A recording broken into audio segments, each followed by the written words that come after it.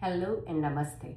Welcome to Thoughts and More, a place where we learn about life and lifestyles and we all grow together.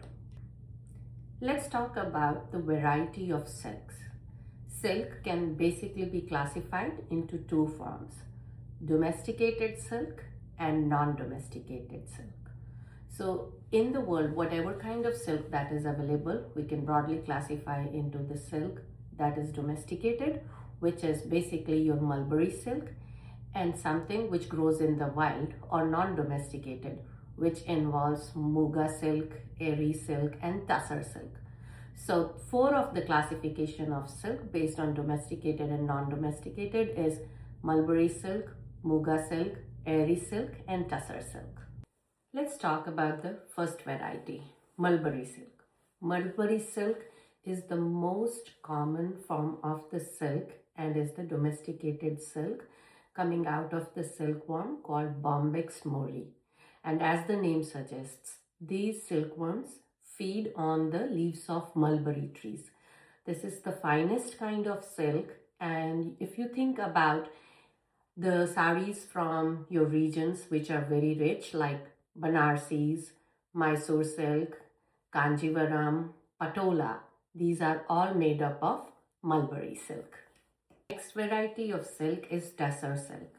So tussar silk, as we talked about, it's a wild or semi-wild variety of silk. Basically, the silkworms that feed on sal, asan, or arjun or oak trees are the ones that produce this kind of silk. Tussar silk is more rough in nature and not as fine and not as strong. The fibers are a little smaller as compared to mulberry silk.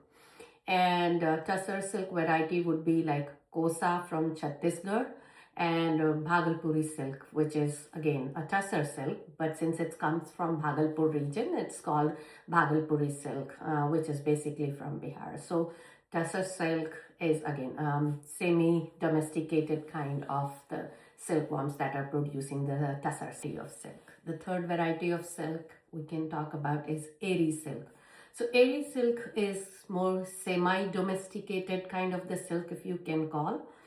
Eri silk is basically coming from the silkworms that feed on castor leaves. Eri silk is also known as ahimsa silk, non-violent silk, or peace silk. So that's a unique feature of eri silk. The reason it's called non-violent or ahimsa silk is because in this particular category of silk, the moth, when it is coming out of the cocoon, it's not damaged or it's not hurt or anything, unlike other silks.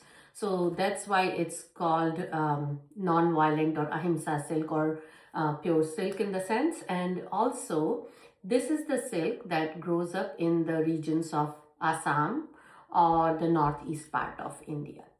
So that's about the eri silk. Our fourth and the last variety of the silk is muga silk.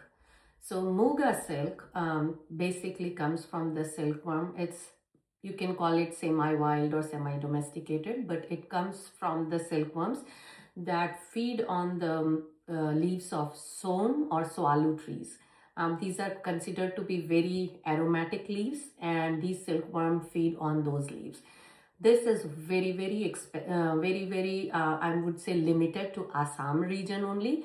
So basically, this particular silk, the muga silk, it comes specifically from Assam region. It's very expensive and a very rare kind, because it is rare, of course. So since it's very rare, it's very expensive silk. But the beauty of this silk is it's very fine golden colored texture. Typically, it's most of the muga silk you will find is in golden color, which is its original color. And it's believed to have a very long life. So they say, there is a common saying between the people who wear a lot of silk is, these muga silk sarees will outgrow their owners.